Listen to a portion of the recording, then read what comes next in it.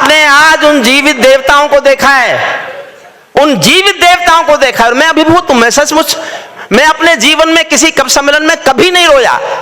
आज ने जाने कितनी बार मैं रोया, और मेरा मन करता था मैं भागूं, ऊपर आऊं और इन सैनिकों के, इन बेटों का पैर छू करके इनके पैर छू लूं, और मुझे कुछ पुण्य इनके मिल जाएंगे जो इन्होंने देश के लिए किया, जो देश के लिए किया।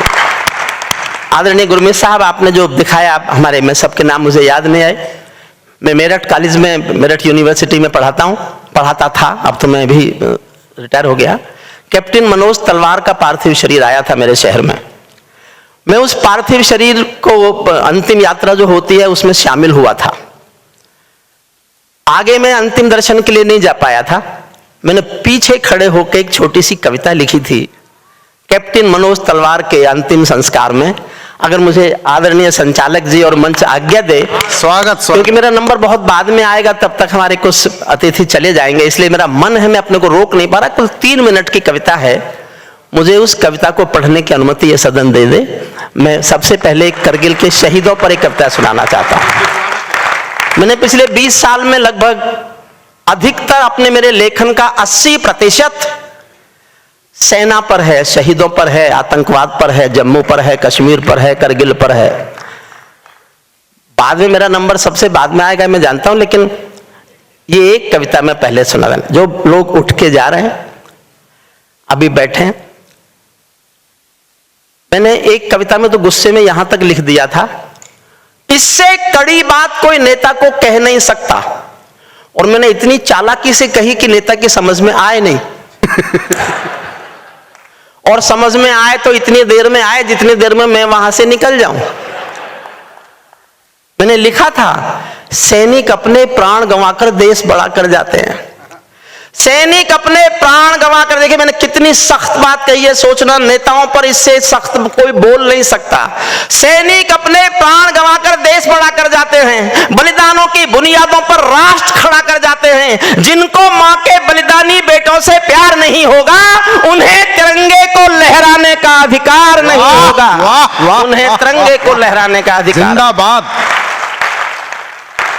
ये हैं वो लोग, ये हैं वो देवता, ये हैं वो रक्षक, ये हैं वो वर्दियां, ये हैं वो सैनिकों की आवाजें, सैनिकों के हौसले, जिनके कारण इस देश में सब त्योहार मन रहे हैं, हम सब लोग आराम है, हिंदुस्तान आजाद है। ये महसूस कराने का दम केवल भारत के सैनिक पर है, इसके सिवा किसी पर नहीं, किसी पर नहीं। मेरा एक दोस्त है अशोक चारण, उसने एक बात बताई, आप अरबपति हो, खरबपति हो, करोड़पति हो, टाटा जी हो, बिरला जी हो, अडानी जी हो, आप किसी को नौकरी के लिए बुलाइए और उससे कहिए मैं तुमको तनख्वाह दूंगा 1 लाख रुपया, 2 लाख रुपया, 5 लाख रुपया, 10 लाख रुपया, लेकिन तुमको मेरे लिए मरना पड़ेगा। एक व्यक्ति नहीं मिल सकता इस बात पर किसी भी अमीर से अमीर आदमी के लिए जो ये कह दे कि मैं तुम्हारे लिए मर सकता हूं। केवल सैनिक है, जानता है वो देश के लिए मरेगा, फिर भी छोटे से पैसे की नौकरी करने के लिए तैयार हो जाता है। महावीर इंटरनेशनल ने हमको जो दृश्य यहां दिखाया, मैं आपसे अनुरोध करूंगा, आपके पूरे देश में ब्रांच हैं, ये बड़ा काम होगा इस देश की जनता पर, देश की राजनीति पर, देश के प्रदूषण पर बहुत बड़ा काम होगा। ऐसे कार्यक्रम कीजिए और इनकी मेहरबानी मांगिए कि आपको उपस्थिति देकर ये जनता के सामने खड़े होकर ये दिखा दे कि शहीद जिंदा भी होते हैं। जो जिंदा शहीद हैं उन्हीं के कारण हम लोग आज जिंदा हैं। 3 मिनट की एक कविता पढ़ना चाहता हूं, सबको समर्पित करता हूं। एक यहाँ बेटियां ऐसी भी हैं जिनके पति उस युद्ध में नहीं रहे थे, आज उनको सम्मानित किया गया। जब उनको हम देख रहे थे, मैंने जो मुझ पर भी गुजरी, मैंने उस अंतिम यात्रा में पीछे खड़े होकर गीली आंखों से एक छोटी सी कविता लिखी है, सुन लीजिएगा। फिर हमारा यशदीप कौशिक, बधाई देता हूं यशदीप कौशिक आपको कि आप अगर इतने अच्छे कार्यक्रम, मैं तो पहली बार उनसे मिल रहा हूं आज, लेकिन इस महान कार्यक्रम में मुझे लाकर जो मुझ पर उपकार किया है, मैं जीवन भर इसका एहसान कभी नहीं चुका सकता। मैं आदरणीय साहब, आप लोगों ने सचमुच, मैं इतना भावुक हूं। अरुण जेमनी मुझसे बार बार पूछता रहा, भाई साहब कैसे कविता पढ़ेंगे? मैंने कहा मैं कोशिश करूंगा कि हम कविता पढ़ने की मानसिक स्थिति में आ जाएं हम किसी तरह से। आप ये मान के सुनना कि क्योंकि कवि सम्मेलन तो होना तो है ही, हम तो इसीलिए आए। छोटी सी कविता सुन लीजिए। मैं केशव का 5 जन्म भी गहन मौन में खोया हूं। मैं गीतकार नहीं, हमारी बेटिया गीतकार बैठी, लेकिन भीतर कहीं, बहुत भीतर कहीं जब कुछ टूटता है तो ऐसा भी लिखा जाता है। मैं केशव का 5 जन्म भी गहन मौन में खोया हूँ। उन बेटों की याद कहानी लिखते लिखते रोया हूँ। उन बेटों की याद कहानी लिखते लिखते रोया हूँ। जिस माथे की कुमकुम बिंदी वापस लौट नहीं पाई, चुटकी झुमके पायल ले गई कुर्बानी की यमराई। कुछ बहनों की राखी जल गई है बर्फीली घाटी में, वेदी के गठबंधन मिल गए हैं करगिल की घाटी में। पर्वत पर कितने सिंदूरी सपने दफन हुए होंगे, बसंतों के मधुमासी जीवन हवन हुए होंगे। टूटी चूड़ी धुला महावर रूठा कंगन हाथों का, कोई मोल नहीं दे सकता बासंती जज्बातों का, कोई मोल नहीं। टूटी चूड़ी धुला महावर रूठा कंगन हाथों का, कोई मोल नहीं दे सकता बासंती जज्बातों का। जो पहले पहले चुंबन के बाद लाम पर चला गया, एक पल का एहसास जीना। और मैं 20 साल से पढ़ रहा हूं ये कविता, लेकिन इससे पवित्र मौका जहां मैंने जिनके लिए लिखी उनके चरणों में बैठ के पढ़ने का मौका मुझे महावीर इंटरनेशनल ने दिया, मैं इस बात को जीवन में कभी नहीं भूलूंगा। जो पहले पहले चुंबन के बाद लाम पर चला गया, नई दुल्हन की सेज छोड़कर युद्ध काम पर चला गया। उनको भी मीठी नींदों की करवट याद रही होगी, सबको परिवार याद आता है। उनको भी मीठी नींदों की करवट याद रही होगी, खुशबू में डूबी यादों की सलवट याद रही होगी, खुशबू में डूबी यादों की सलवट।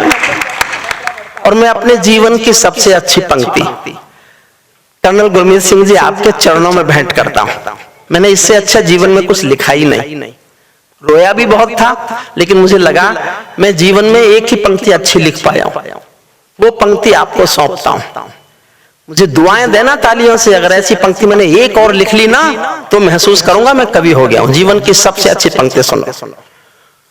उनको भी मीठी नींदों की करवट याद रही होगी, खुशबू में डूबी यादों की सलवट याद रही होगी। उन आंखों की 2 बूंदों से 7 सागर हारे हैं, उन आंखों की 2 बूंदों से 7 सागर हारे हैं। जब मेहंदी वाले हाथों ने मंगलसूत्र उतारे हैं,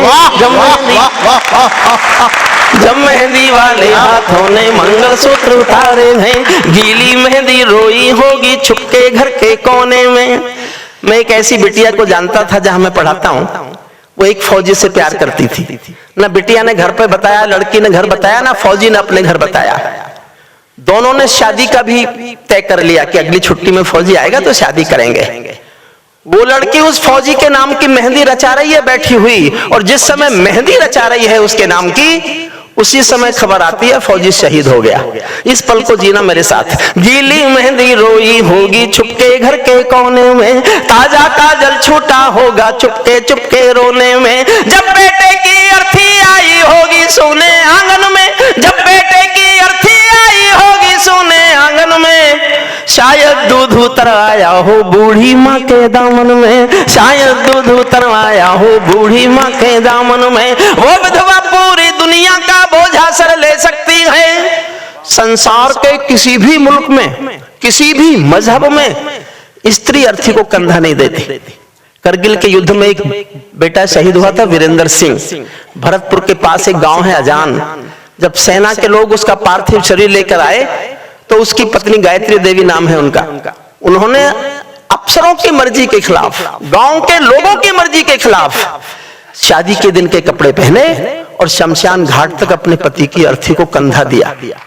ये दुनिया की पहली घटना थी जब कोई औरत अर्थी को, उसके बाद तो काफी घटनाएं घटी, लेकिन पहली घटना थी ये। मैंने इस पर एक लाइन लिखी है, आपका मन मांगती है, समर्थन मांगते सदन का सुनना। तब बेटे की अर्थी आई होगी सोने आंगन में, शायद दूध उतरवाया हो बूढ़ी माँ के दामन में। वो विधवा पूरी दुनिया का बोझा सर ले सकती है, वो विधवा पूरी दुनिया का बोझा सर ले सकती है, जो अपने पति की अर्थी को भी कंधा दे सकती है, जो अपने पति की अर्थी को भी कंधा दे सकती है। मैं ऐसी हर देवी के चरणों में शीश झुकाता हूँ, इसीलिए मैं कविता को हथियार बना कर गाता हूँ, इसीलिए मैं हथियार बना कर गाता हूँ। जिन बेटों ने पर्वत काटे हैं अपने नाखूनों से। देखिए आपने पहाड़ियां ऐसे चढ़े होंगे, मैंने कल्पना की है। अंतिम 6 पंक्तियां सैनिक के शौर्य पर बोल रहा हूं। मैंने सैनिक के शौर्य पर केवल 6 लाइन लिखी है इस कविता में, वो सुनिए। जिन बेटों ने पर्वत काटे हैं अपने नाखूनों से, उनकी कोई मांग नहीं है दिल्ली के कानूनों से, उनकी कोई मांग नहीं है दिल्ली के कानूनों से। जो सैनिक सीमा रेखा पर झुकतारा बन जाता है, उस कुर्बानी के दीपक से सूरज भी शर्माता है। गरम दहानों पर तोपों के जो सीने अड़ जाते हैं, उनकी गाथा लिखने को अंबर छोटे पड़ जाते हैं। उनके लिए हिमालय कंधा देने को झुक जाता है, कुछ पल तो सागर की लहरों का गर्जन रुक जाता है। उस सैनिक के शव का दर्शन तीर्थ जैसा होता है, चित्र शहीदों का मंदिर की मूरत जैसा होता है। चित्र शहीद। बहुत बहुत धन्यवाद।